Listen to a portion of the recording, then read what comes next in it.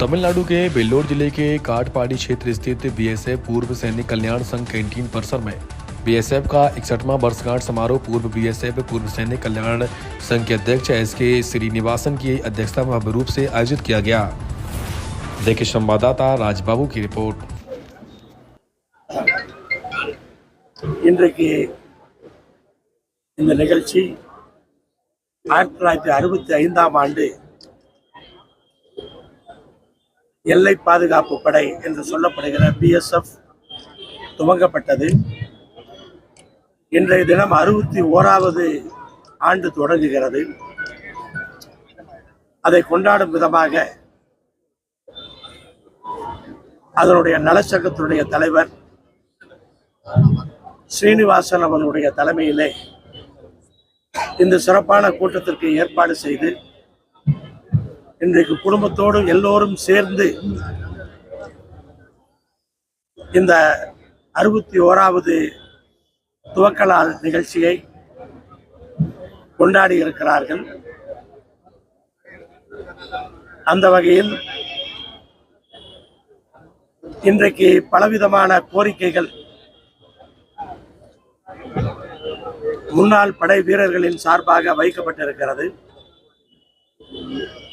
அதை அரசாங்கத்திற்கு கொண்டு செல்வதாக நான் உறுதியளித்திருக்கிறேன். முதலமைச்சருடைய கவனத்திற்கு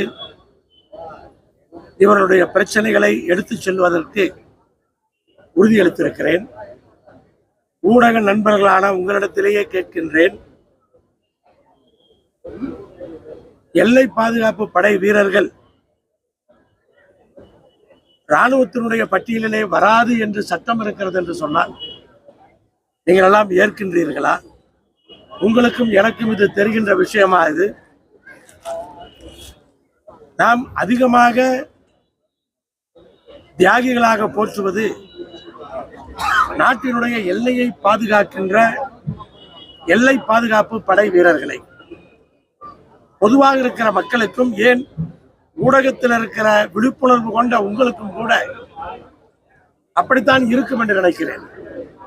ஆனால் அரசாங்கத்திலே சட்டப்படி எல்லை பாதுகாப்பு படை வீரர்கள் பிஎஸ்எஃப் வீரர்களுக்கு ஓய்வு பெற்ற பின்னால் மற்றவர்களுக்கு என்ன பலன்கள் இருக்கிறதோ அது இவர்களுக்கு இல்லை என்று தெரியும் பொழுது கண்டிப்பாக என்னோடு சேர்ந்து நீங்களும் வேதனைப்படுவீர்கள். அதையெல்லாம் அரசனுடைய கவனத்திற்கு கொண்டு சென்று சரிசமமாக ராணுவம் என்று சொன்னால் என்ன சலுகைகள் இருக்கிறதோ அது பிஎஸ்எஃப்க்கும் கிடைக்க வேண்டும் என்பதை செய்வதற்காக இந்த முயற்சிகள் எடுக்கப்படுகிறது. சமமாகத்தான் கேட்கிறார்கள். இவர்கள் யாரையும் அவர்களுக்கு மேலே நாங்கள் என்று சொல்லவில்லை.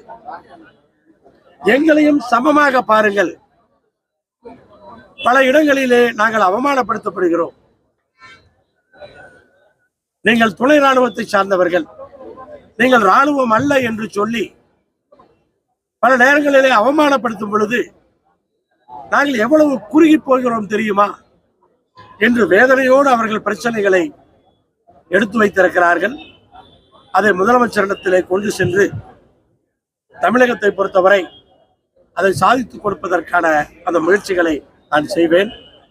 அதே போல எங்களுடைய நாடாளுமன்ற உறுப்பினர் சார்பாக டெல்லி நாடாளுமன்றத்திலே பிஎஸ்எஃப்பினுடைய இந்த பிரச்சனைகளுக்காக கண்டிப்பாக குரல் கொடுப்பேன் என்ற அந்த உறுதியையும் அவர்களுக்கு இந்த நேரத்திலே அளித்திருக்கிறேன்.